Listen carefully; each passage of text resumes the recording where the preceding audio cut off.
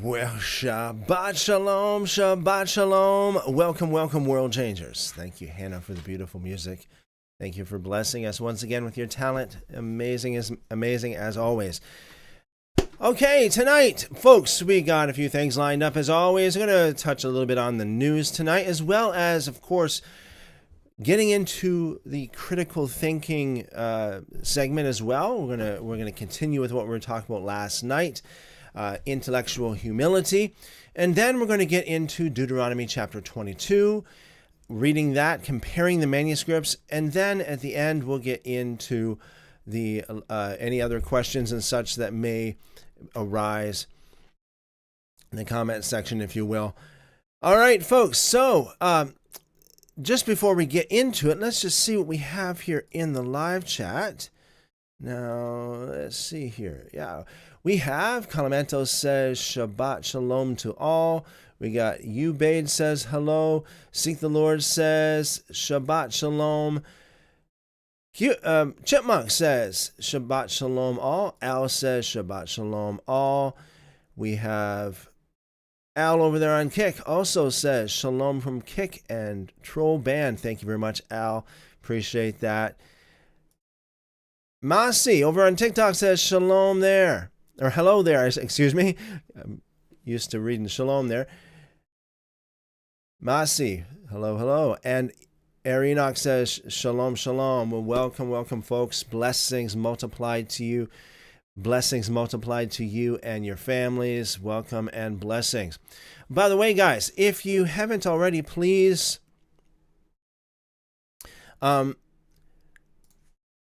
please share the live stream, okay? Share. Let's get the word out there, and yeah, let's get everyone on board. Anybody that would be willing to sit down and have a wonderful conversation, to listen to what we're doing here, and of course, especially at the end, once we get into the comment section in the live chat, any of that kind of stuff is welcome. As long as you guys are willing to listen, and I'll definitely listen and do my best to interact with you guys. Seek the Lord says, thank you, Sister Hannah. And on behalf of Hannah, thank you, Seek the Lord. Blessings multiplied to you and yours. Matthew says, hello. Hello, Matthew. Welcome. Blessings multiplied to you and your family over there as well. And by the way, folks, we are live on multiple platforms here all at the same time. We're live on Kick. We're live on Facebook, Twitch, DLive, Rumble, Trovo, Instagram, BitChute, and X all at the same time. Oh yeah, TikTok, YouTube, can't forget those. Okay, folks. So, of course, Iran is still in the news. Israel is still in the news. Iran, from CBN here, we got here, nuclear countdown. U.S. warns Iran could still make a nuke within weeks. Trump to decide if U.S. steps soon. So it says White House announced Thursday that President Donald Trump will make a decision on U.S. involvement in the Iran conflict within 2 weeks. His decision will have a major influence on the direction of the war. Well, yeah. So it says here that they say that Iran could make a nuclear weapon within weeks. Well, I can't help but think about what they said about Iraq there. Remember about 25 years ago, what they said about Iraq and the nuclear weapons that they thought that Iraq had. Apparently, they weren't as much of a threat as a lot of people thought that they were. Now, I'm not saying that that's the case with Iran, but I just have to say that brings to mind that as well. So, hey, who knows what will become of this? It seems, at least from our point of view, it seems like that Iran is on the verge of collapse, especially the regime that that is ruling in Iran right now. So we'll see what happens there. Chipmunk says, beautiful job, Hannah. Thank you, Chipmunk, on behalf of Hannah. Now, TikTok says some comments in this live were filtered to protect the community's experience. I'm not sure what happened over there on TikTok, but those of you on TikTok, behave yourself. I'm not sure which one that it's talking about. Anyways, Seek the Lord says getting involved is a bad idea, and the majority of Americans do not support that idea.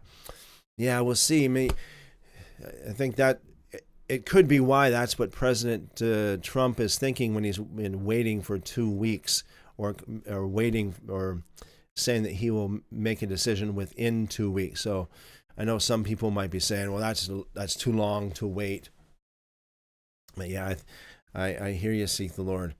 And that could be why he's given such a long time to bring a public decision on that as well. Well, okay, thank you. Thank you, Seek the Lord. And yeah, so before we get into the reading of the scriptures tonight, let's read the next part here of that article that we started yesterday on intellectual humility. So we spoke about how to cultivate intellectual humility. We spoke about understanding intellectual humility.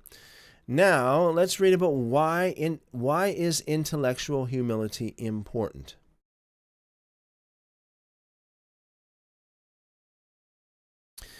All right, so here we are here. Again, this article is from a website called hogonext.com, hogonext.com. Why is intellectual humility important? Intellectual humility is not just a philosophical concept. It has profound practical implications in our lives. Here's why it's crucial. Improved critical thinking.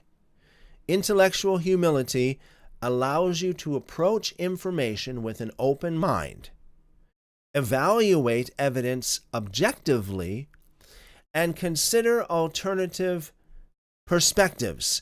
This leads to more nuanced and well-informed decisions.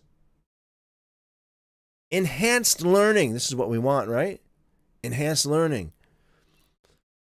When you acknowledge the gaps in your knowledge, you become more receptive to learning new things.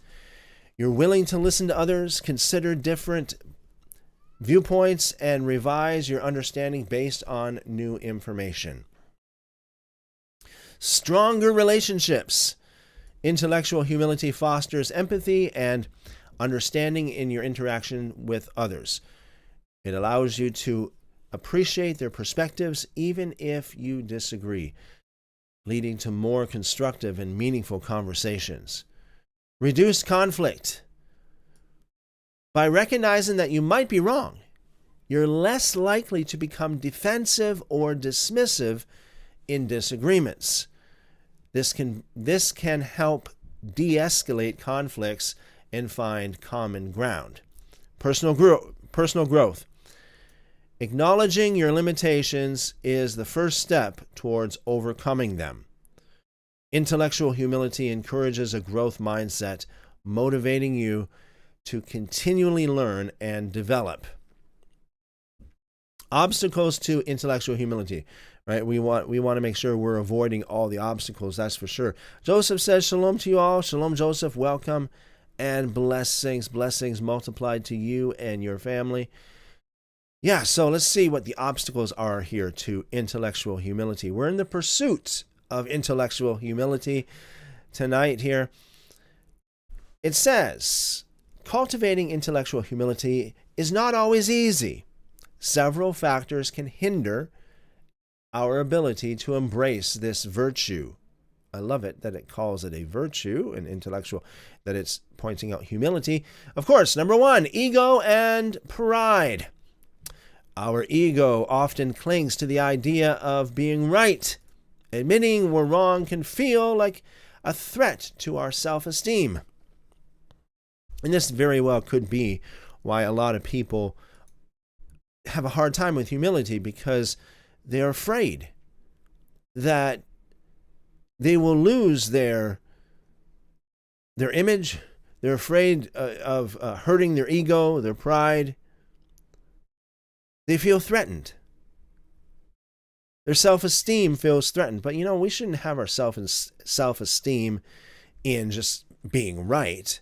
Our self-esteem should be in much deeper and more meaningful things than that, especially in our place in the kingdom of God, if you will, in the heart of God, in the will of God. Number 2, another thing that can hinder intellectual humility is confirmation bias. We talk about this every once in a while. We tend to seek out information that confirms our existing beliefs and avoid information that challenges them. This creates a closed loop that reinforces our biases. Emotional attachment to beliefs. Oh boy, oh boy. Do we ever, we see this a lot, don't we? Emotional attachment to beliefs. Emotional attachment to creed, dogma. It says here, some beliefs are deeply ingrained and tied to our identity or values. Challenging these beliefs can feel like a personal attack. Craig says, Shabbat Shalom, family, blessings and favor to you and your loved ones. Thank you very much, Craig. Shabbat Shalom and blessings multiplied back to you and your loved ones as well. Okay, a hindrance to intellectual humility, social pressure. Our social circles can influence our thinking. If our group holds a particular view, we may be reluctant to express dissenting opinions for fear of rejection. All right, that's a very real obstacle to intellectual humility. Another one is lack of self-awareness. Wow. We may not be fully aware of our own biases and limitations, making it difficult to recognize when we're being intellectually arrogant. Well, isn't that true? Hello, Lux Nails over there on TikTok. Hello, hello. Cultivating intellectual humility, practical strategies. Overcoming these obstacles and cultivating intellectual humility requires conscious effort and practice. Conscious effort and practice. Here are some strategies to help you on this journey. Number 1, embrace lifelong learning. That means we always have to take the position that there's more to learn. I know that may sound like, oh, hey, yeah, like you shouldn't even have to say that, but hey, a lot of people, they may not say it out loud, but a lot of people behave in such a way that it makes it look like they think they know it all. But we have to admit we don't know it all, and that we are continually learning. So it's a lifelong experience that we never get to the end of learning. Embrace lifelong learning. Cultivate a thirst for knowledge and a genuine curiosity about the world. Now, in our context here, you could say cultivate a thirst for knowledge about more of the scriptures and its cultural context and historicity, and a genuine curiosity about those things, about the history behind the scriptures, about the manuscripts, about the scriptures in general, what it has to say, who wrote it, who's it written to, and all those details. It says, read widely, explore different perspectives, and engage in lifelong learning. The more you learn, the more you realize how much you don't know. Whoa, yeah. One of the things that I learned from my dear mother that I'll never forget is that very fact. She said over and over again, the more I know, the more that I don't know. And, as I can remember being a young youngster at the time hearing that, I'm thinking, yeah, that sounds cool. But, you don't really understand it fully until, even now, I don't really understand it fully. I can tell you that much. But I'm learning. The more I know, the more that I know that I don't know. So here in the article, it goes on here with an example. It says, instead of sticking to our usual news sources, actively seek out publications with opposing viewpoints. This can expose you to different perspectives and challenge your assumptions. Practice active listening. This is so good. Part of humility, not just intellectual humility, but just humility in general, is the ability to listen. Like, you want to listen, hear the other person out. That's part of humility. When you get to the point where you don't want to listen, that's a really bad place to be.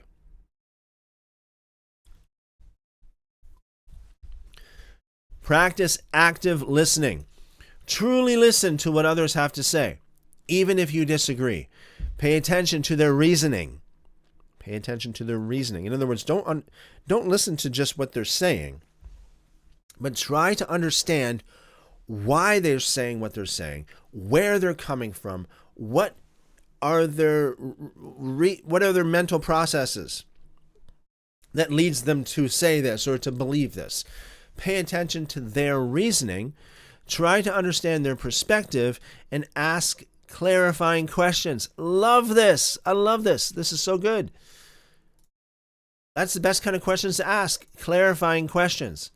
Example, when someone presents an opposing point of view or viewpoint, resist the urge to interrupt or formulate your counter-argument. Instead, focus on understanding their position before presenting your own. Seek feedback. Actively solicit feedback from others about your ideas and beliefs. Ask them to challenge your assumptions and point out any blind spots. Example, after giving a presentation, ask your audience for constructive criticism. Focus on understanding their feedback, even if it's not what you want to hear.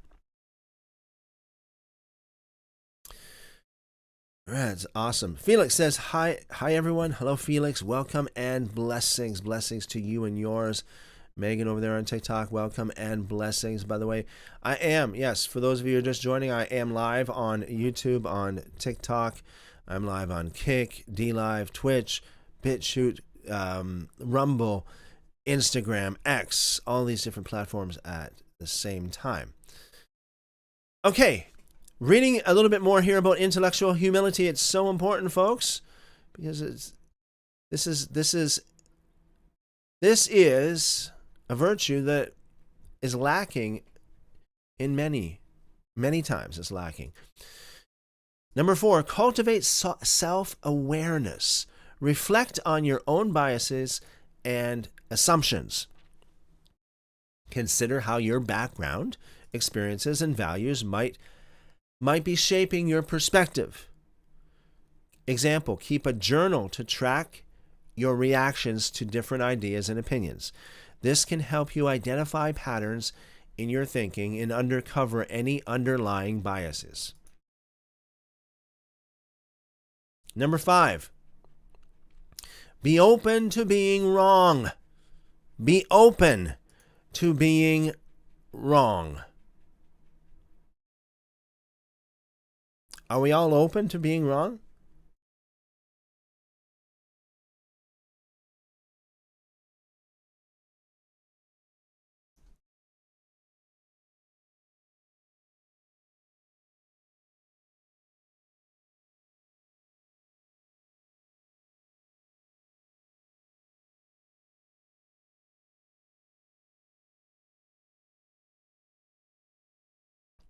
Are we all open to being wrong? Recognize that being wrong is an inevitable part of learning and growth. Don't be afraid to admit your mistakes and change your mind in the face of new evidence. If you make a mistake at work, Own up to it instead of making excuses. This sounds like just like, the ABCs of, just being a human being here. But hey, a lot of people, they can't do this. If you make a mistake at work, own up to it instead of making excuses. This demonstrates intellectual humility and builds trust with your colleagues. 6, ask what if. Challenge your own assumptions by asking what if questions. Explore alternative scenarios and consider how your perspective might change if the circumstances were different. Example, if you believe strongly in a particular political policy, ask yourself, what if the opposing party's arguments were valid? This can help you identify weaknesses in your own reasoning. Number 7, embrace diverse perspectives.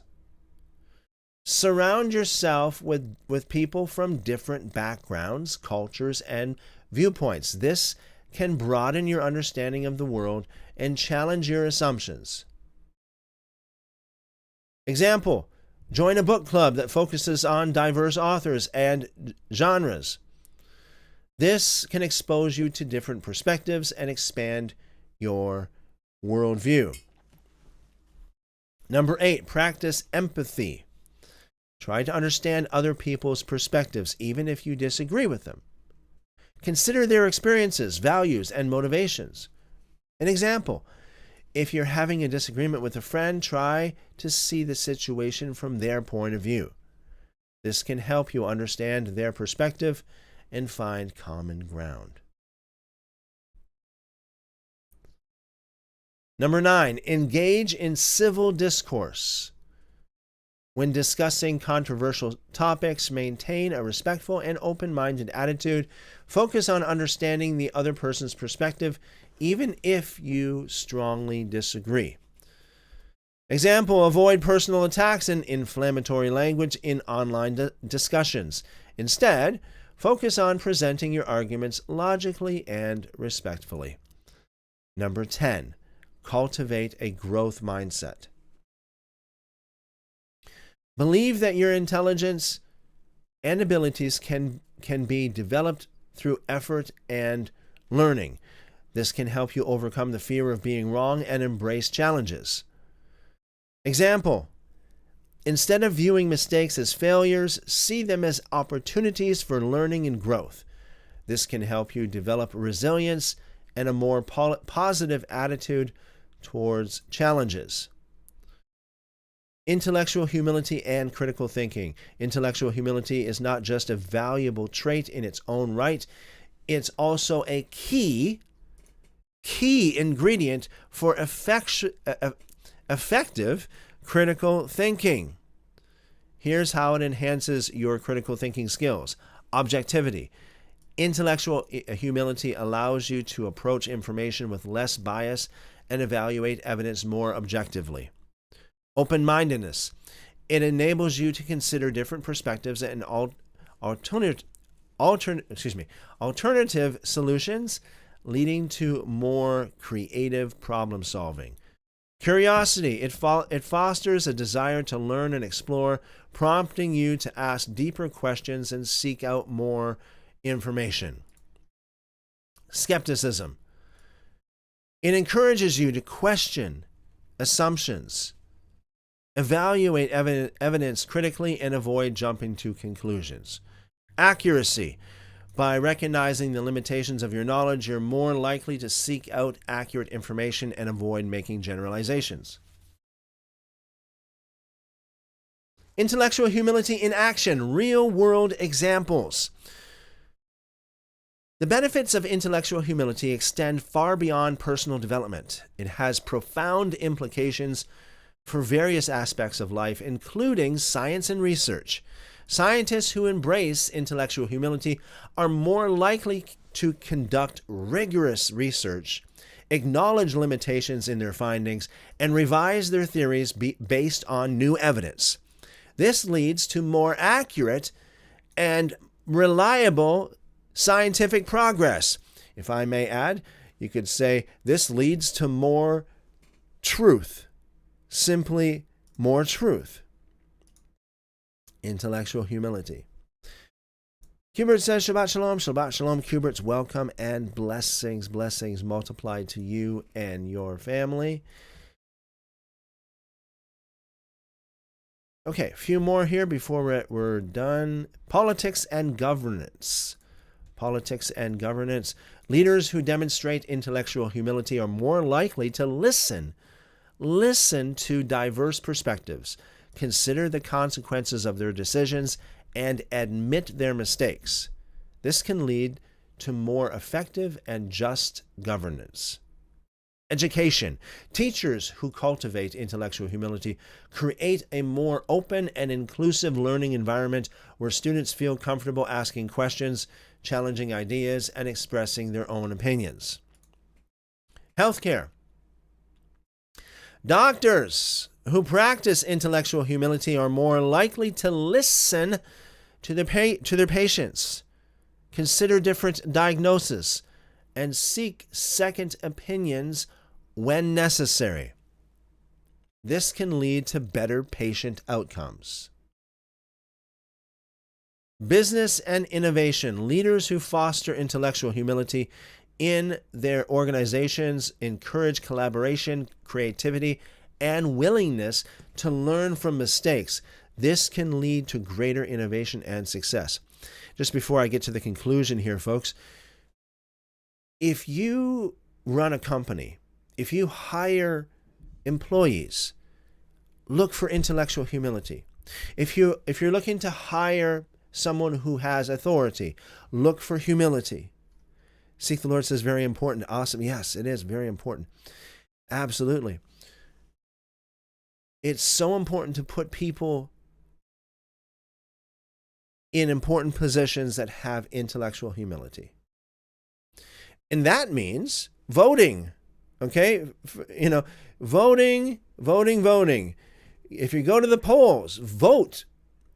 I mean, I know somebody can say, well, where can you find humility in the politics? Okay, well, the lesser of all the evils. Let me just put it that way, okay? The more humble of, and a lot of times, a lot of people, they judge humility wrong. Like, they think that confidence is pride, or, they misread. Humility is not shown in just a public speech. Humility is shown when the rubber meets the road. Humility is shown in their ability to listen. Oh, that's a big one. I'm thinking here, especially in Canada, where I am right now, of politicians, without naming any names, politicians that just will not listen, especially to opposing points of view. Like, how do they get in there in the first place? It's far beyond me. I'm not sure. How anybody can throw a vote their way.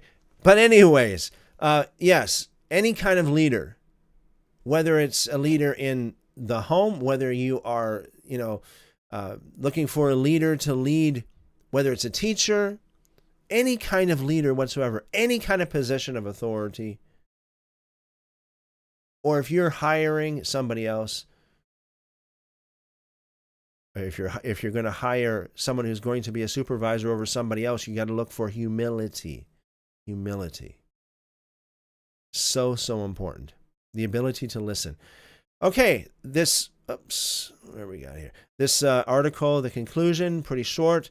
It says, intellectual humility is not a sign of weakness, but a hallmark of true intellectual strength. It's the key to unlocking your critical thinking potential. Navigating where is it now?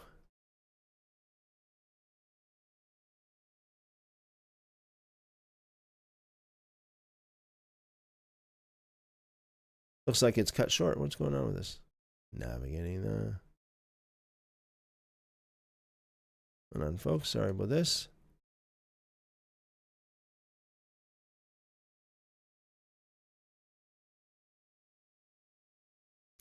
Yeah, it looks like it's just a typo here. I'm thinking, where is I'm zooming in and zooming out. I'm looking for the ending of this, but it doesn't look like it's really here. So it looks like there's a typo here, so it's cut short. Anyways, I think this is an amazing article, and it's got a lot of good things in here about humility, intellectual humility specifically. It's really awesome, and we all need this, don't we? We all need this. Heathurp, welcome. Blessings to you. Cheston, Jude, Cheryl, Ruben, over there on TikTok. Welcome, welcome. All right. Well, let's get into the book of Deuteronomy here. So if you guys have any questions about what we're reading, feel free to drop it in the live chat. If you have questions, let's try to keep it in regards, especially while I'm reading the scriptures. Maybe after the fact, if we have time, we'll take some questions, maybe other topics and such. But let's try to keep it within at least loosely within the topic of the night here as we're reading through Deuteronomy chapter 22. Okay, so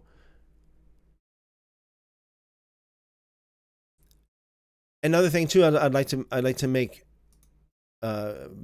be very clear about here as well. If there is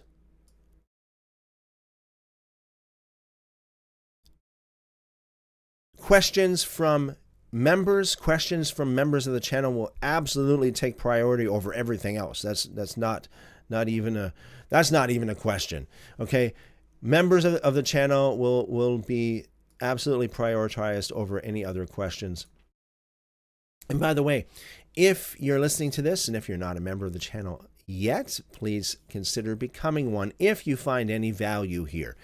If if you say, you know what, I've been listening, Christopher, I find absolutely no value in this, well, that's fine. Find somewhere where you're going to find value. I'm not talking to you. But if you find value here, please consider becoming a member on YouTube. You can go over to YouTube, look me up over there. If you're not already there, just do a search for Christopher Enoch, and you will find that I'm live right now as I speak, unless you're listening to a replay, of course. You can click on the join button underneath, or there's also a link in the description, and that link is also on other platforms as well. Is not just YouTube, but also on BitChute. It's on Rumble.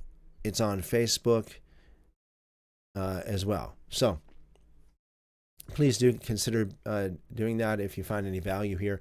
If you have it within your heart to go over and above, a nominal membership, please consider supporting the channel through the Subscribe Star link underneath. The Subscribe Star link will take you to my Subscribe Star page, and there you can support the channel. And the Subscribe Star donations are not as quote unquote taxed, if you will, as the YouTube ones are. In other words, the Subscribe Star fees are not as much as the YouTube fees, so more of your donations goes to where you want it to go to. So consider that if if it's on your heart and mind to do so. And thank you for those of you who are members and those of you who do support on Subscribe Star. It is much needed and appreciated. Thank you from the bottom of my heart. Thank you. Okay, so tonight we are on Deuteronomy chapter 22, verse 12. So what we're going to do here is we're going to go through as much of Deuteronomy chapter 22 as possible. We got verse 12, and the last verse of Deuteronomy chapter 22 is verse 30. So we got a good 18 verses here to go for the chapter. You might say, 18 verses is not much. Well, it is if you want to get into it deep, okay? And we're going to get into it fairly deep tonight. We're going to talk about what it says here, and we're going to look at the different manuscripts and discuss things here in the live chat as we go along, bite by bite. Deuteronomy chapter 22. I have the screen here divided into 4. On the top left you will find the WEB translation of the Masoretic Hebrew text. This represents the same manuscript that most English Bibles are based on.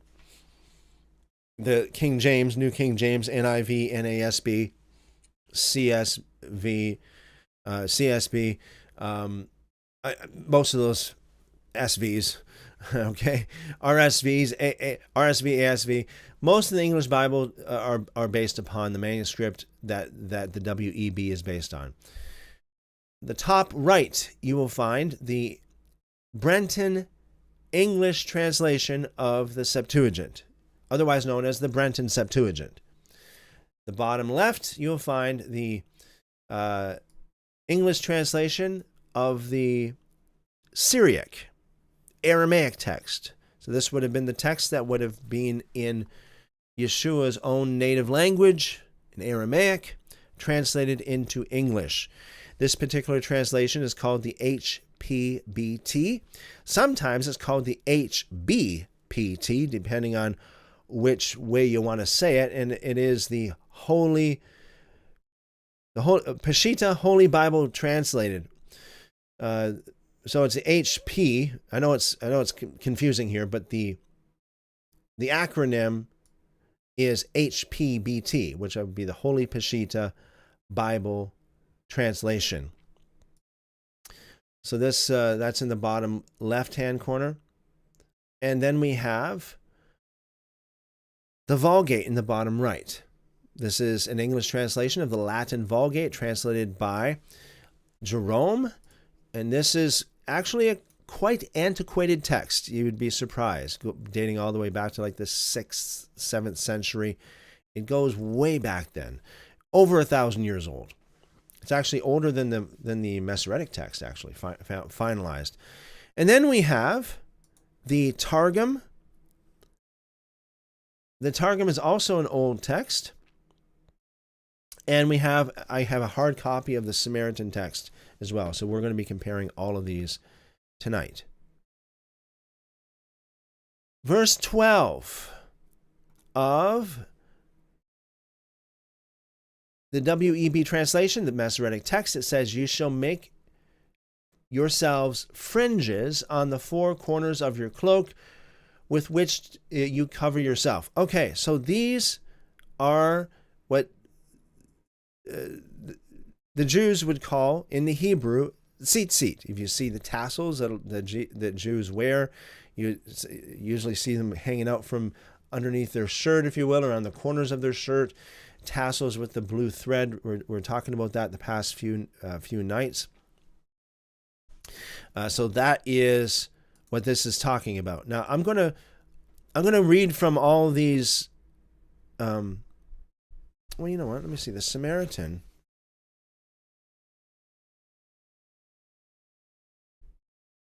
The Samaritan hardly has any major variations up until closer to the end of the chapter. So we'll skip the Samaritan anyway, because it's pretty much the same. But I'll read from the different manuscripts first, and then I want to go to the New Testament and show you guys that it tells us that Yeshua himself, yes, Jesus himself wore these. Can you picture this?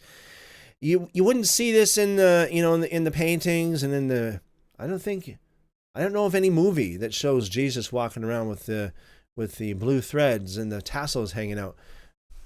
There might be, I'm not sure, but I can't think of any movie that shows that. Usually it's the typical traditional white robe or that kind of thing going on.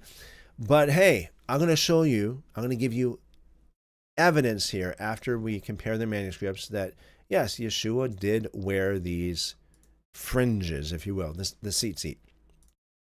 Septuagint, Deuteronomy chapter 22, verse 12.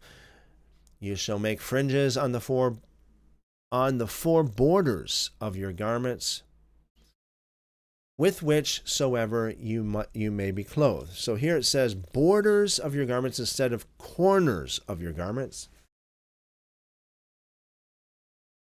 Okay.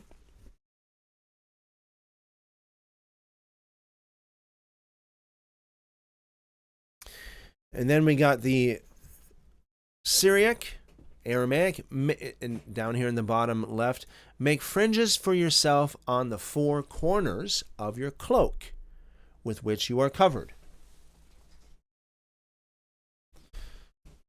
The Vulgate, you shall make strings. Now this is weird.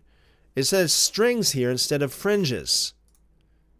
You shall make strings in the hem at the four corners of your cloak, wherewith you shall be covered. Now this, I want you to show, check this out.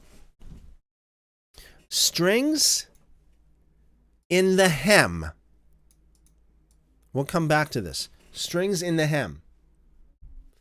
Then the Targum says, nevertheless, on a robe of linen thread, you may be permitted to make fringes of woolen upon the four extremities of your vestments with which you dress in the day. Now, so this is very unusual in the Targum, because the verse before it talks about, not mixing the wool and the linen together.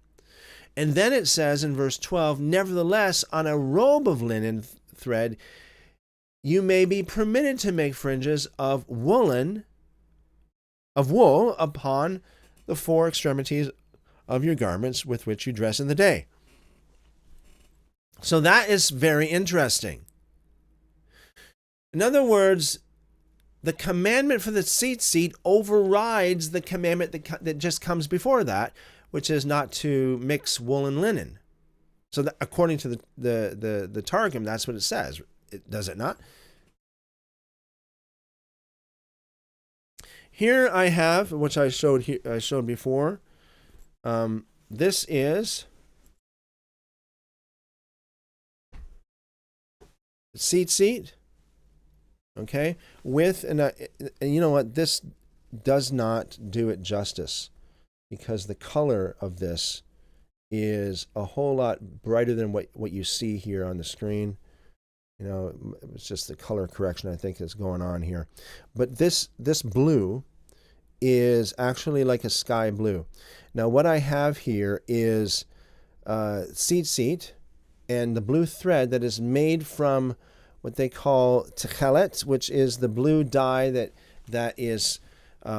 they extract from some of the snails that are found around the Middle East, which they believe to be the true, authentic source of this dye that Moses used.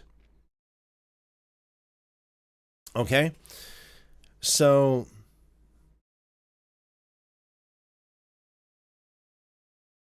this is what this is talking about. Now let's go to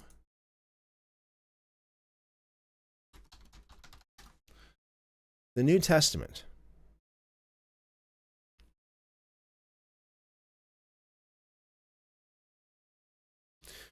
And this is only found in Matthew.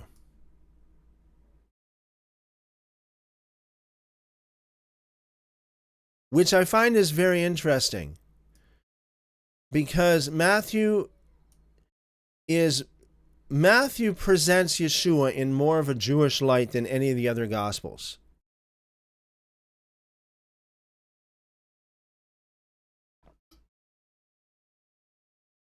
Matthew speaks about the Torah more than any of the other Gospels. Matthew presents Yeshua as more of the Jewish Messiah more than any of the other Gospels.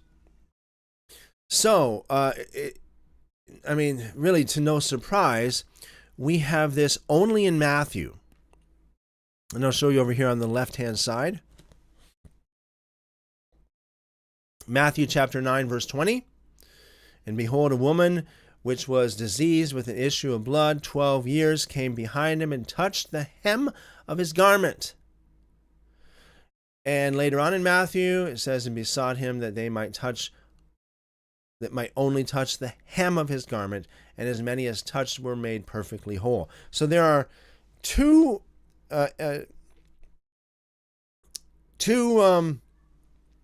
events here going on. One is just with a single woman, and the other one is with a crowd of people, multiple people who sought to touch the hem of his garment. Excuse me. Thank you for the likes there, Trish, on TikTok. I appreciate that. Now, here's something I want to show you. If you go to the interlinear, you go right into the Greek. I'm going to click on Tools here. This is a Blue Letter Bible. And you go down to where it says, touch the hem, craspeton. And I'll click on this, which is Strong's number G2899. And let's go down to, well, let's try out Thayer's Greek Lexicon, for example. It says here, the craspeton in classical Greek, the extremity or prominent part of a thing, edge, skirt, margin, the fringe of a garment. In the New Testament, it's the Hebrew tzitzit. It says right here, tzitzit. This is what it is.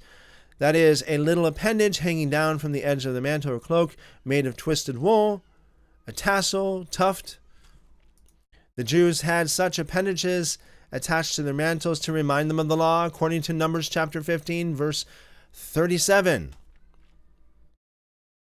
So this word is in the Greek literally is referring to the tzitzit. A lot of Christians don't know that. Strong's dictionary is translated as border or hem. Tzitzit.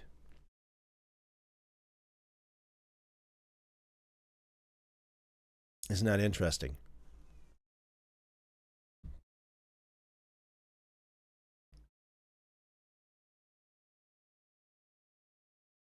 Actually, if you go right here into this very same Greek word used in the Septuagint, the LXX, click on that, and you'll find that that same Greek word is used in the Septuagint in the Torah, speaking about the tzitzit, Numbers chapter 15, verse 38, verse 39. The fringe.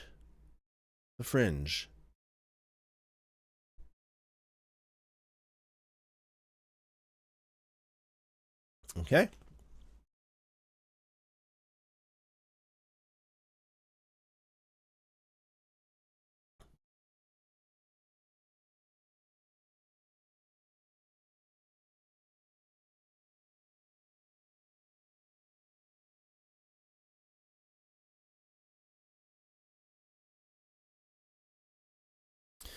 Actually, you know what? Sorry, folks. Let's see now.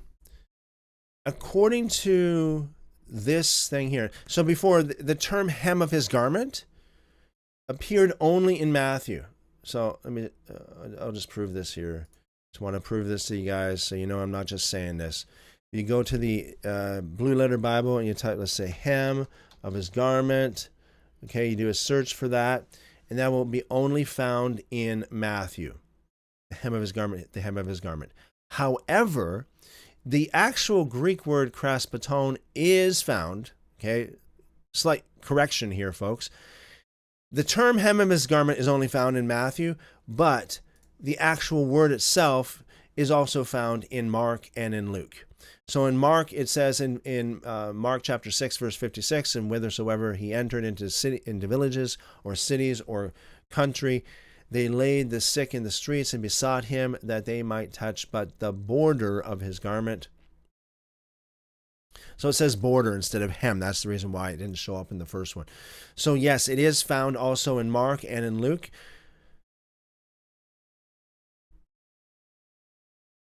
Okay, more so in Matthew. Still in Matthew, it's found in Matthew 9:20, Matthew 14:36.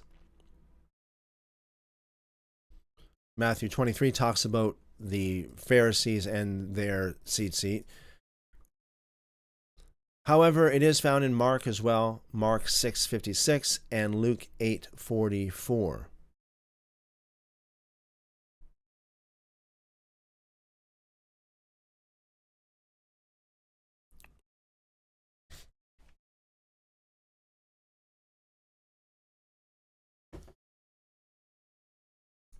Trish says, "Wow, I love being able to read over 4 different books at once. Very helpful." Yes, thank you, Trish. I'm glad that you find that to be helpful. All right, so a couple of little things before we move on here about the seat. So in Numbers chapter 15, verses 37, 38, 39, it goes into more of the details in regards to the seat. So to make a long story short, the seat is supposed to be worn to remind you, simply just to remind you to obey the Torah. It's just a reminder. The blue thread is put in there. Now, it's not explicit, so it's in the Torah that you're supposed to use a blue thread, but it doesn't tell you explicitly in the Torah, as far as I can remember, it doesn't tell you what the blue thread is represents. What is it for? So we have here again, we have the tassels, and one, in this case we got 2 blue threads. So traditionally speaking, the blue thread represents the Messiah. Blue thread represents the Messiah. Historically speaking, the Jewish people lost their ability to make the blue thread shortly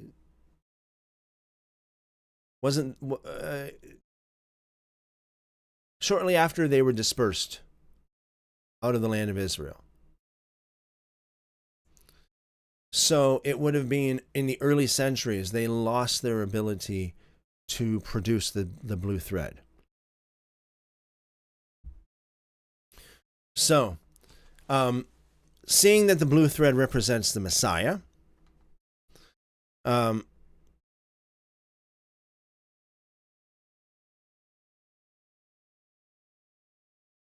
and the Jewish people in general lost their ability to make the blue thread shortly after, or around the end of the 1st century and into the early centuries. It got to make you wonder, doesn't it? Like the significance of that. Now, you might say, how did they lose the ability? Well, because they were driven out of the land, and because it was only in that part of the world that those blue snails existed. And so, because simply, for lack of a better way of putting it, they just couldn't they didn't produce the blue thread anymore because they didn't have access to the snail that produced that dye. So they produced seat without the blue thread for thousands of years. Even to this very day, a lot of Jews, the talits, the prayer shawls, if you will, doesn't have a blue thread in it. It has the seat, but no blue thread. And that's just because of the tradition that so far over the past nearly 2,000 years that they produce the seat without the blue thread. But here's just a question. Now, again, this is just a question. I'm not making a statement. But could it be a symbol of the loss of the Messiah? They lost the blue thread. Could that be symbolic of losing the Messiah? In other words, yes, many Jews were saved. Even today, a lot of Jews are getting saved. A lot of Jews are saved. But unfortunately, by the time the 2nd century rolled around, it seems like a lot of Jews kind of went the other way in regards to Yeshua. It's like, no, Yeshua is not for us, especially with Paul. With the advent of Paul and Paulianity, that really, turned the tides. And so the Jewish people, they did not find their... they didn't find what they were looking for in a Messiah in that kind of thing. So that's when, quote unquote, Christianity, if you will, or the acceptance of Yeshua as the Messiah and the Jewish people really made a split, say around the end of the 1st century into the 2nd century. Yeah, so very, very interesting. Got to make you wonder.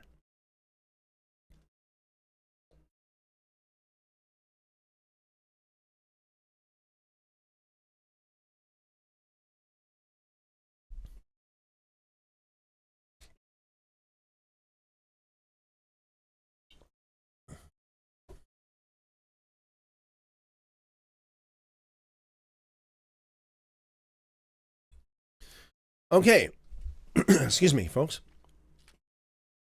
Verse 13.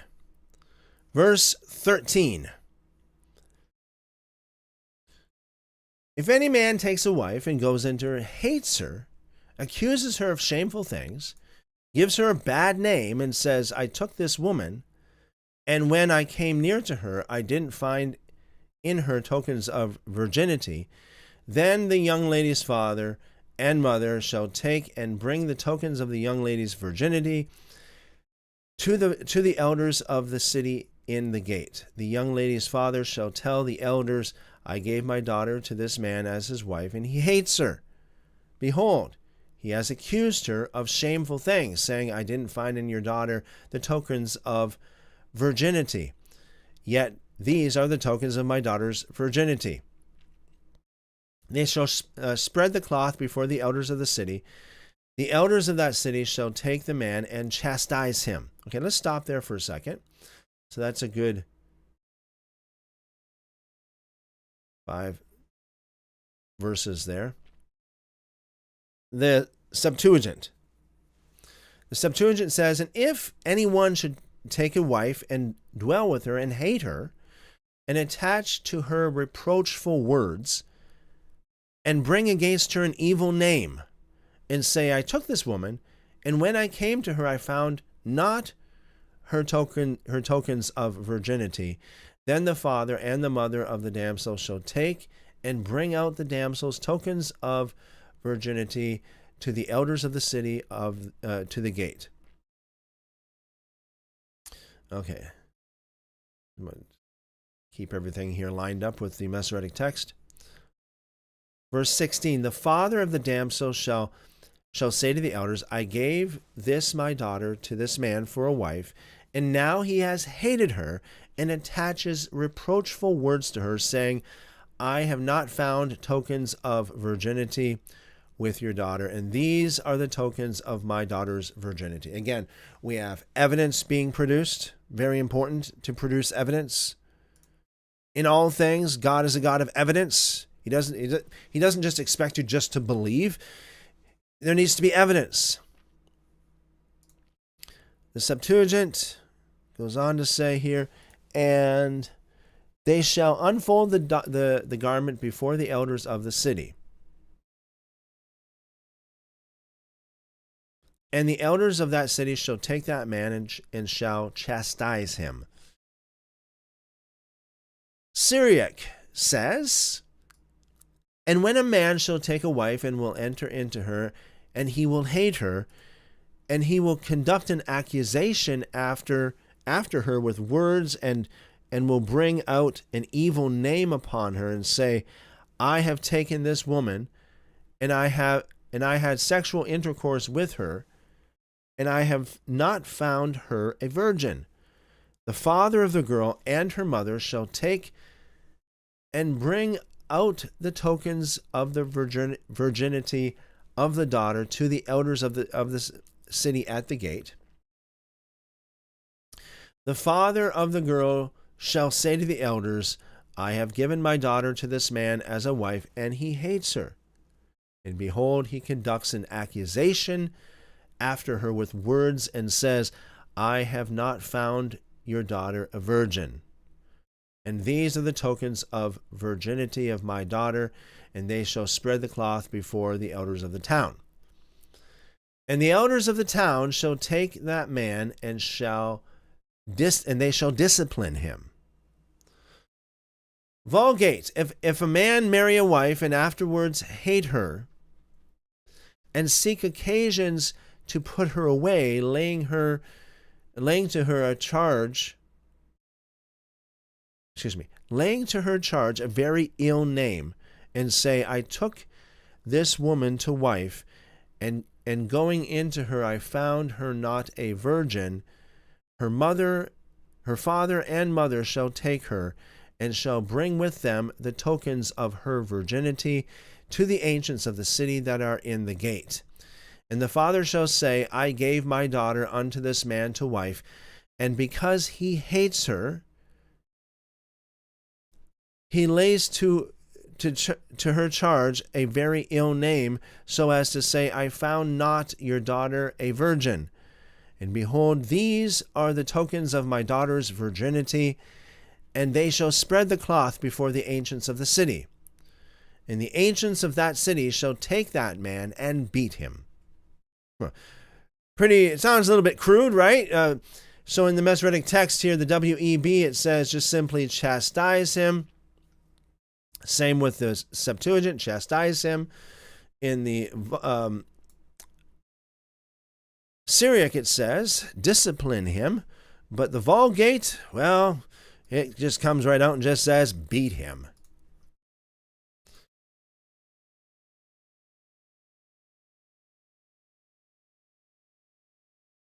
All right. Let's go back to the Targum. If a man take a wife or virgin and go unto her, but afterwards dislike her, and bring upon her words of calumny in an evil report against her, and say, I took this woman and lay with her, but found not the witness for her, then the father and mother of the damsel may have license from the court of judgment to produce the linen with which the witnesses of, to produce the linen with the witnesses of her virginity before the sages of the city, at the door of the Beit Din, the house of judgment that it would be, right? That would be that would be basically the court, Beit Din. The father and the damsel shall say to the sages, I wedded my daughter to this man to be his wife. But after lying with her, he has hated her. And behold, he has thrown upon her occasion of words, saying, I have not found the witnesses of your daughter's virginity, but these are my daughter's witnesses, and they shall spread the linen before the sages of the city. And the sages shall take that man, scourge him. Now, there's a little bit difference here in the Samaritan text this time. So we have verse 17.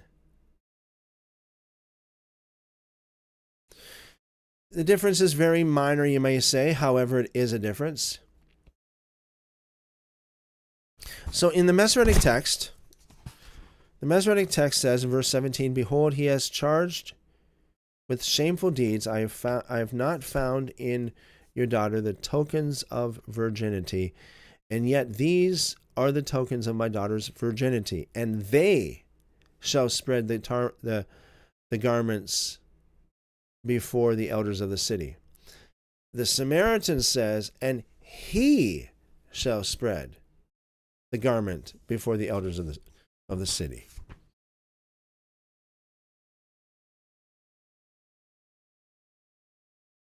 So that would be the woman's husband, I suppose.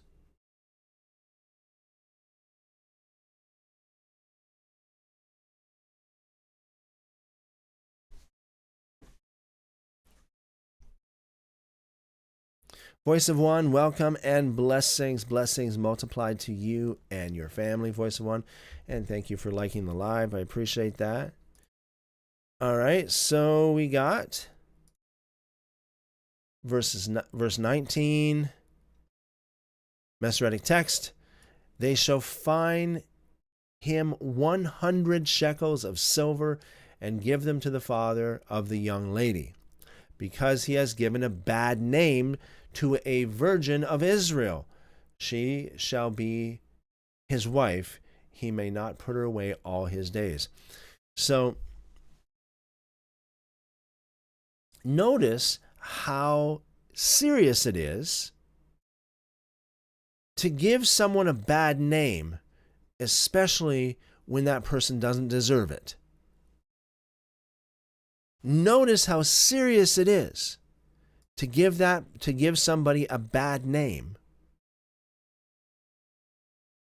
falsely. You know how many people give others bad name? You know how many people gossip and slander?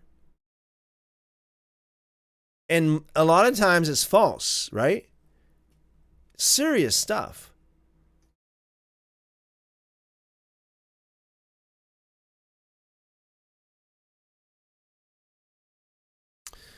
Septuagint says, and shall fine him 100 shekels, and shall give them to the father of the damsel, because he has brought forth an evil name against a virgin of Israel, and she shall be his wife. He shall never be able to put her away.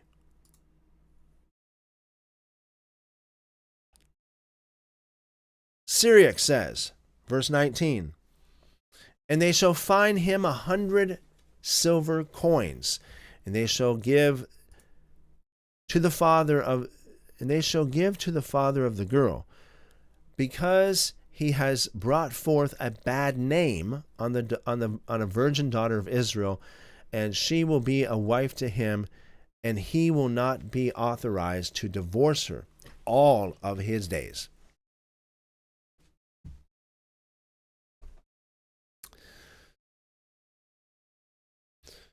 You got to wonder, is that a punishment? Especially the last part. You're not allowed to divorce her. You're not allowed. It's illegal, not lawful to divorce this woman for the rest of your life. You can't do it. You got to wonder, is that supposed to be a punishment or a protection? Especially for the woman.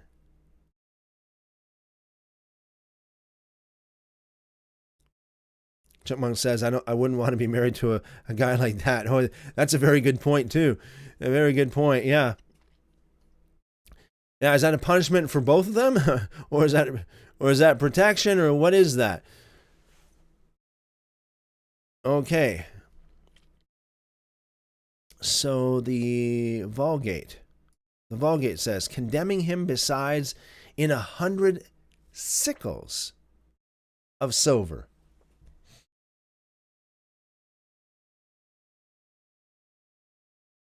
Which he shall give to the damsel's father, because he has defamed by a very ill name a virgin of Israel. And he shall have her to wife, and may not put her away all the days of his life.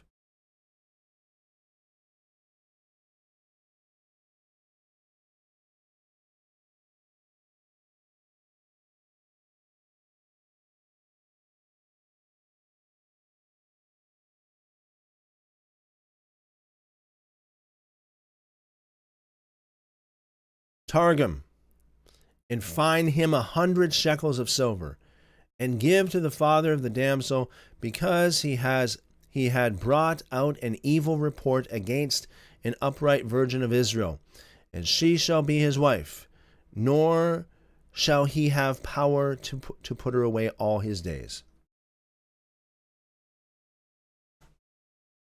Okay. Samaritan says, and they shall fine him 100 shekels, 100 silvers. They shall fine him 100 silvers, and give it to the girl's father, because he publicly defamed a virgin of Israel, and she shall remain his wife. He cannot send her off all his days.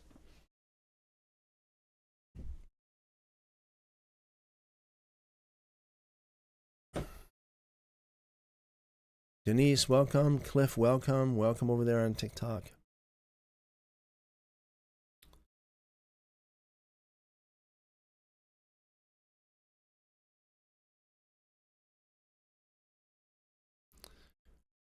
Verse 20.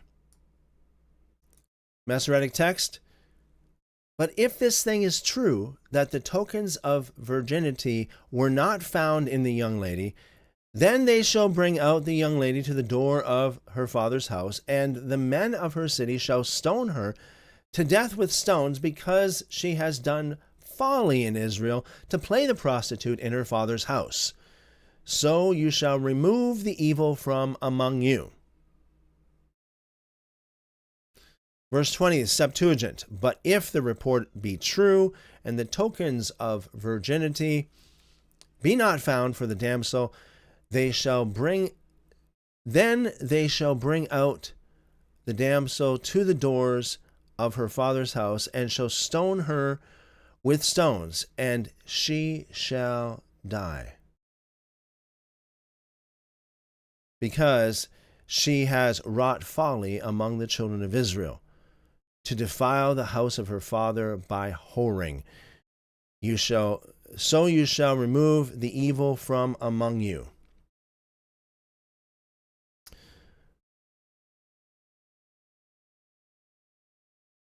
Verse 20 of the Syriac. And if this word was from the truth, and tokens of virginity were not found for the girl, then they shall bring out the girl to the door of the house of her father, and the men of the town shall stone her with stones, and she shall die, because she has produced shame in Israel, and committed whoredom in the house of her father, and so uproot evil from among you. The Vulgate says, But if what he charged her with be true, and virginity be not found in the damsel, they shall cast her out of the doors of her father's house, and the men of the city shall stone her to death, and she shall die, because she has done a wicked thing in Israel, to play the whore in her father's house, and you shall take away the evil out of the midst of you.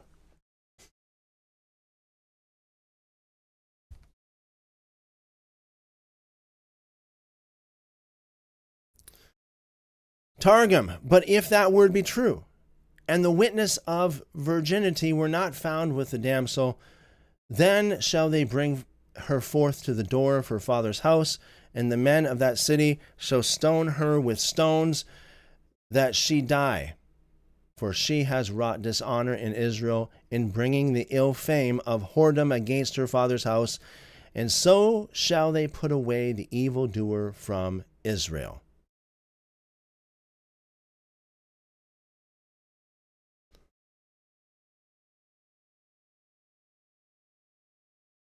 So the Samaritan is pretty much the same, so I'm not going to, I don't think there's any reason to read that. It's pretty much the same.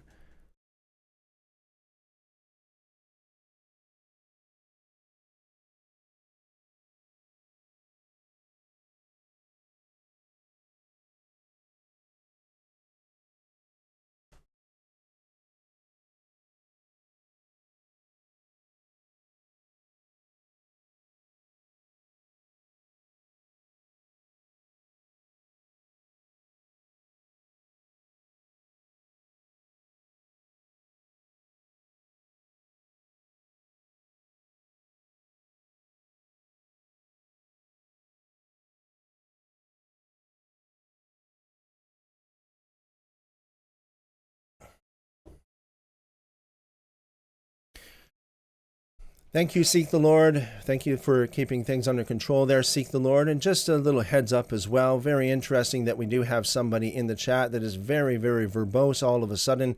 Somebody that has never been, that has just created their account as of pretty much now.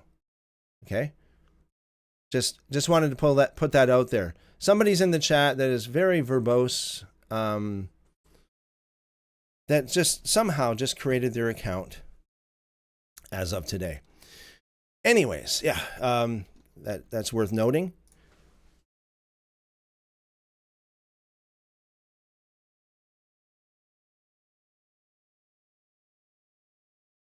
Seek the Lord says I'm playing paying close attention. Thank you, Seek the Lord. I appreciate that.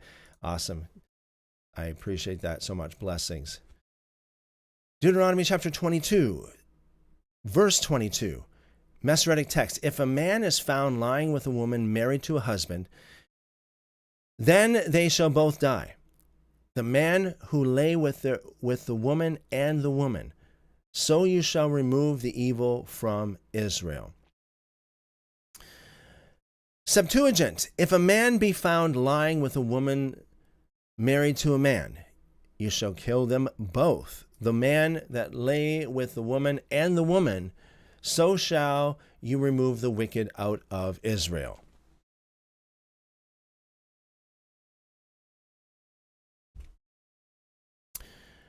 Syriac. And when a man will be found who has sexual intercourse with the wife of a man, they shall certainly be killed, both the man who had sexual intercourse with her, also that woman, and root out evil from Israel.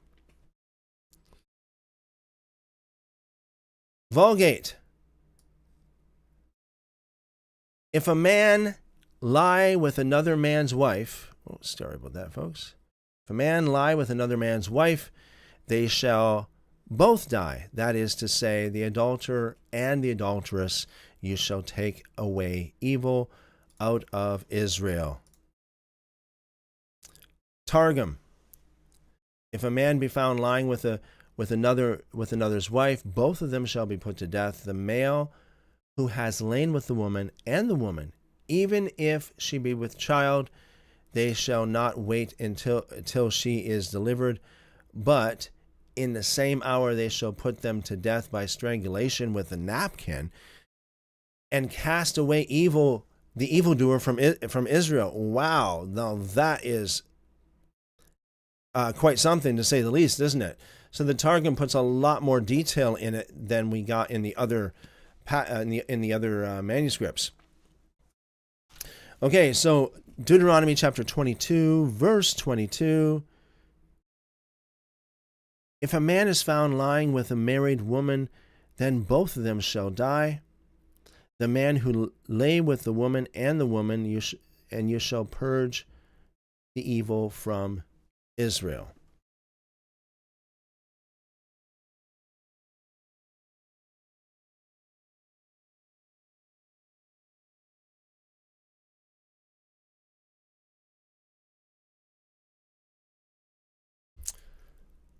Verse 23, Masoretic text. If there is a young lady who is a virgin, pledged to be married to a husband, and a man finds her in the city and lies with her, verse 24, then you shall bring them both out to the gate of that city, and you shall stone them to death with stones. The lady, because she didn't cry, being in the city, and the man, because he has humbled his neighbor's wife.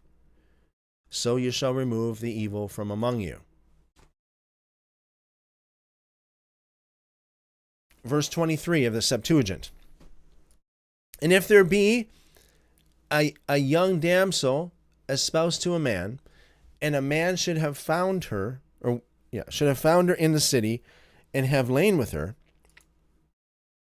you shall bring them both out to the gate of their city, and they shall be stoned with stones, and they shall die. The damsel, because she cried not in the city, and the man, because he humbled himself, or he humbled his, the man, because he humbled his neighbor's spouse. So you shall remove the evil one from yourselves. Syriac says, and if there be a virgin girl who is engaged to a man, and another man will find her in the city, and he shall lie with her, bring them both to the gate of that city, and stone them with stones, and they shall die, because that girl did not cry for help in the city, and that man, because he disgraced the wife of his neighbor, and uproot evil from among you. Vulgate. If a man have espoused a damsel that is a virgin, and someone find her in the city and lie with her, you shall bring them both out to the gate of that city, and they shall be stoned. The damsel, because she cried not out, being in the city, the man because he has humbled his neighbor's wife, and you shall take away the evil from the midst of you. The Samaritan says, if there is a girl who is a virgin engaged to a man, and a man finds her in the city and lies with her, and you shall bring them both out to the gate of that city, and you shall stone them with stones to death. The girl because she did not cry out in the city, and the man because he has violated his neighbor's wife. So it uses the term violated here as opposed to humble. And you shall purge the evil from among you, it says here. You shall purge the evil from among you. Verse 25, Masoretic text. But if the man finds the lady who is pledged to be married in the field, and the man forces her and lies with her, then only the man who lay with her shall die.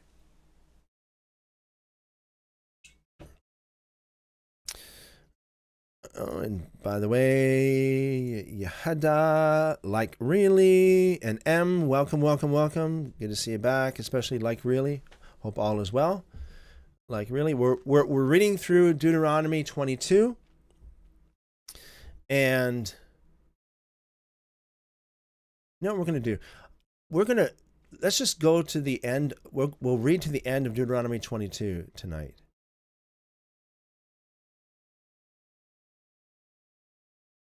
And we're comparing the manuscripts. Septuagint, verse 25. But if a man find in the field a damsel that is betrothed, and he should force her and lie with her, you shall slay the man that lay with her only. Syriac. And if a man has found a girl in a field who was engaged and held her by force and had sexual intercourse with her, only the man who had sexual intercourse with her shall be killed. You might say, what is that? Why only the man then? Well, because everything is like, it's based upon the circumstances, right? So the circumstances in that case is that the woman can't get help. She's out in the middle of nowhere, and so she's helpless. And so, she cry out and no one's going to help her. So it's the man's fault, period. 100% the man's fault. So the man himself alone pays for that. Vulgate, but if a man find a damsel that is betrothed in the field, and taking hold of her lie with her, he alone shall die. Now let's see what the Targum has in store for us on this one here. So the Targum would say, if a man find a damsel in the wilderness and do violence to her and lie with her, the man only shall die who lay with her.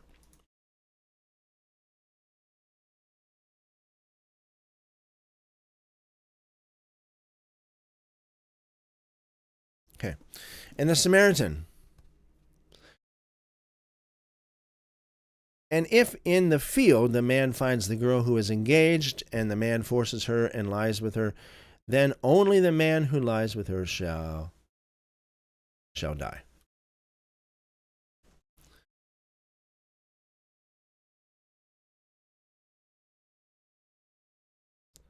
Verse 26, Masoretic text. But to the lady you shall do nothing. There is in the lady no sin worthy of death. For as when a man rises against his neighbor and kills him, even so is this matter. For he found her in the field. The pledged to be married lady cried, and there was no one to save her. The Septuagint says, and the damsel has not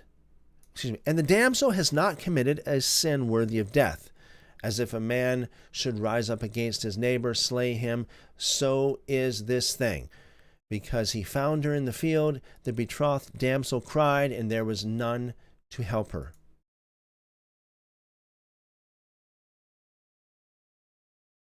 Syriac says, and you shall not do anything to the girl, because the girl is not guilty of a sin of death. For as when a man rises against his neighbor and he kills him, so is this matter, because he found her in the field, and the girl who was engaged cried for help, and there was none to save her. Vulgate.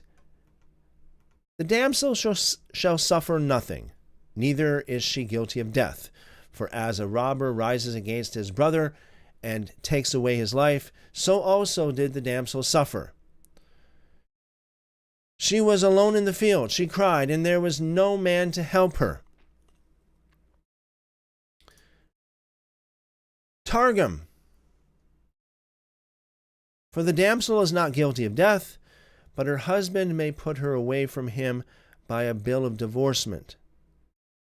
For as when a man lies in wait for his neighbor and takes his life, so is this matter. He found her upon the face of the field. The betrothed damsel cried out for help, but there was none to deliver her. Okay, so this Targum adds a little bit more detail as it does quite frequently. So it says here basically that the girl is not worthy of death. Okay, but it also adds this thing in here about her husband can divorce her because of this. But she's not going to die. She's not going to suffer. She's not going to suffer any kind of other punishment. Only the man who lie with her is the one who's going to be punished for that. Okay, so the Samaritan says, and okay, so the Samaritan adds the term adds the word all in here. So the Masoretic says, and you shall do nothing to the girl, but the Samaritan says, and you all shall not do anything to the girl. There is no sin in the girl worthy of death, for just as a man rises against his neighbor and murders him, so is this case. But he found her in the field. The engaged girl cried out, but there was no one to save her.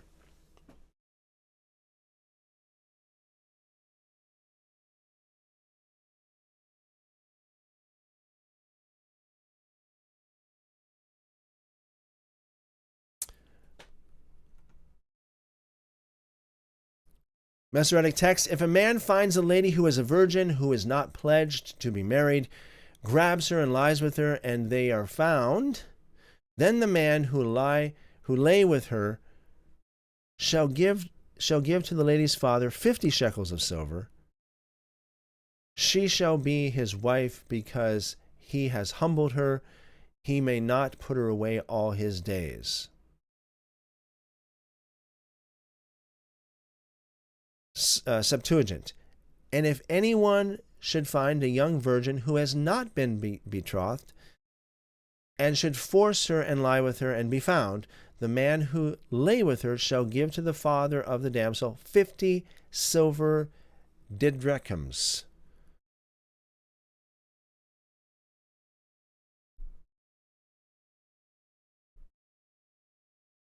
And she shall be his wife, because he has humbled her. He shall never be able to put her away. Syriac says, and if a man finds a virgin girl that was not engaged, and he will take her, and he shall have sexual intercourse with her, and they will be found, that man who had sexual intercourse with the girl will give the father of the girl 50 silver coins, and she will be a wife to him, because he disgraced her. And he will not be authorized to divorce her all the days of his life. Vulgate. If a man find a damsel that is a virgin, who is not espoused, and taking her, lie with her, and the matter come to judgment, he that lay with her shall give to the father of the maid 50 sickles of silver, and shall have her to wife, because he has humbled her. He may not put her away all the days of his life.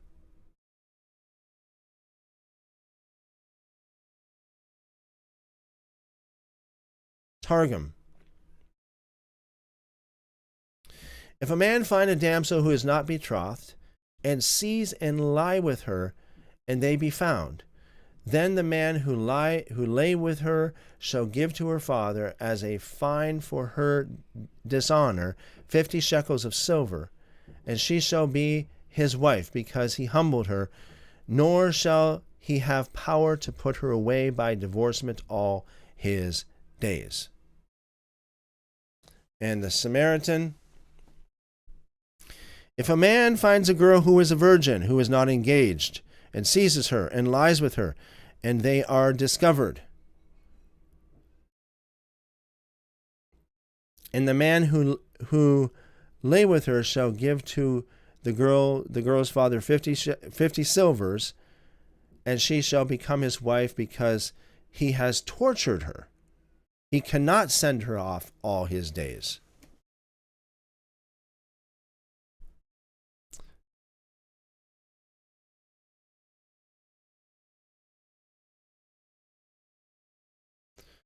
Okay, so if you notice this, in the Targum, that verse is the last verse of chapter 22.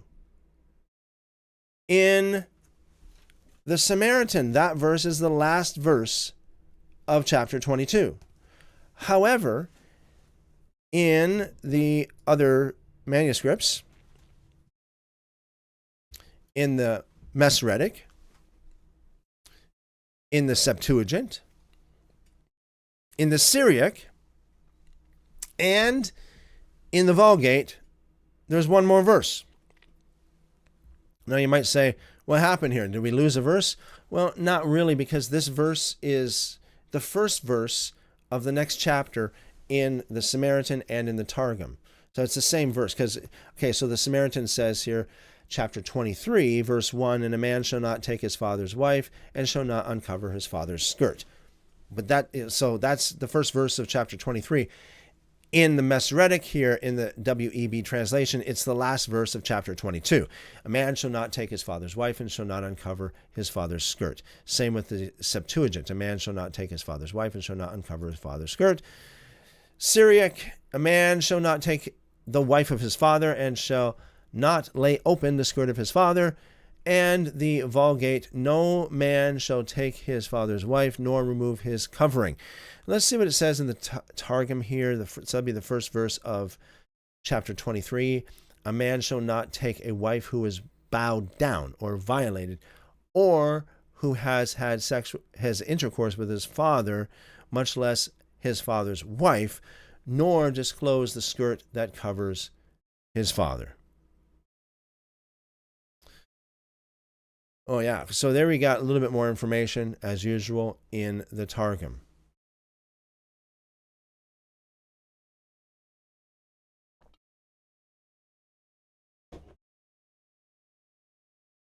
Okay.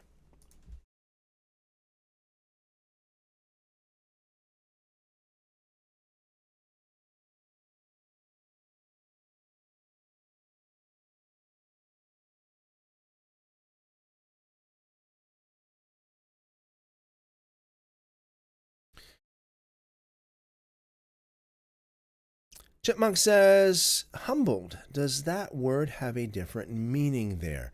Well, thank you for asking, Chipmunk. Let's just go into the... Okay, just give me a second here.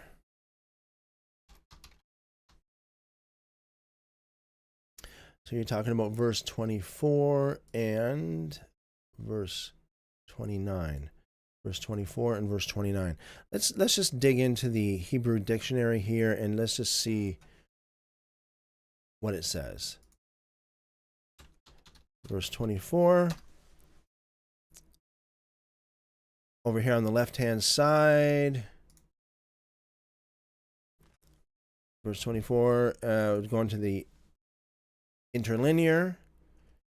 Bring them both unto the gate of that city. You shall stone them with stones. They shall die, the damsel, because she cried out. Okay. He has humbled. Enah in the Hebrew. And it means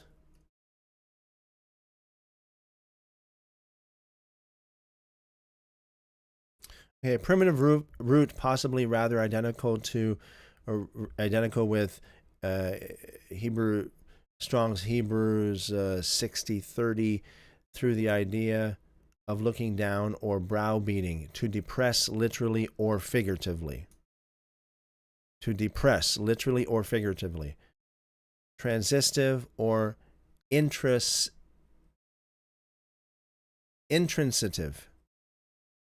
in various applications as follows: abase self, affliction, self, chasten self, deal hardly with, defile, exercise, force, even gentleness, humble yourself, hurt, ravish. Even it could even mean sing by mistake or speak by mistake, submit yourself, weaken. Yeah, so it's lots of different ways that this word can be interpreted. Lots of different ways this word can be interpreted. So in this context of, say, Deuteronomy 22, verse 24, for example,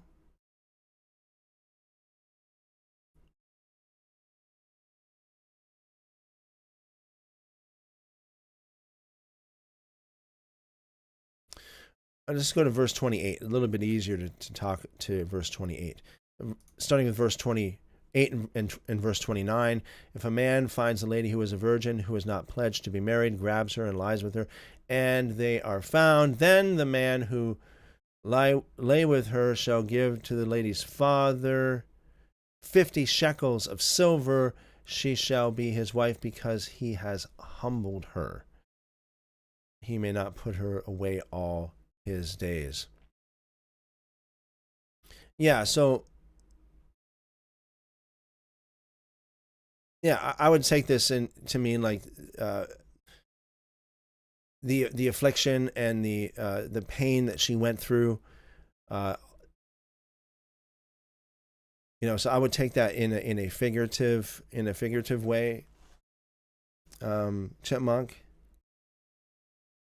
Yeah, so there are many different meanings to that word, as we just read there in the Hebrew dictionary. It can mean many different things. All right. Well, thank you for asking. I appreciate that. So, folks, tomorrow, Lord willing, we'll be back at 2 p.m. Eastern. That's 2 p.m. Eastern tomorrow during our Shabbat. So if you haven't already, please leave a like, subscribe, and follow if you're new here. And Lord willing, we'll see you tomorrow, 2 p.m. Eastern. That's 2 p.m. New York time. Every once in a while, I have somebody ask me, what does that mean, 2 p.m. Eastern? How can I convert that? Well, if you look it up, let's say New York time, or better yet, if you go to YouTube and just subscribe, put the notifications on, then you'll get notified when I go live. So you don't have to worry about any of that. But yes, that is 2 p.m. New York time. We'll be back. All right, guys. So we'll talk to you again tomorrow, Lord willing. Keep on calling on him, and he will show you great and mighty things. Jeremiah 33:3. Things that you don't know. You guys are amazing. You guys are awesome. You guys are world changers. Chipmunk says, thank you, Christopher. Didn't even think the word humble had so many meanings. Great study. Many blessings all. Thank you, Chipmunk. I appreciate that. And blessings multiplied back to you as well. Seek the Lord says, thank you for your time, Brother Christopher. God bless you and all here richly and abundantly. See you tomorrow. Thank you very much. Seek the Lord. I appreciate that. Blessings to you and yours. And thank you, Braid, as well. All right. Okay, guys. Keep on keeping on. Love you guys. Good health, long life to you. I pray the Lord bless you and keep you. Make his face to shine upon you. Lift up his countenance upon you. And give you wonderful, wonderful shalom. Amen, amen. And thank you as well, Al. Blessings to you and your family, and as well as Craig. Blessings multiplied to you as well. See you guys soon. Awesome. See you tomorrow.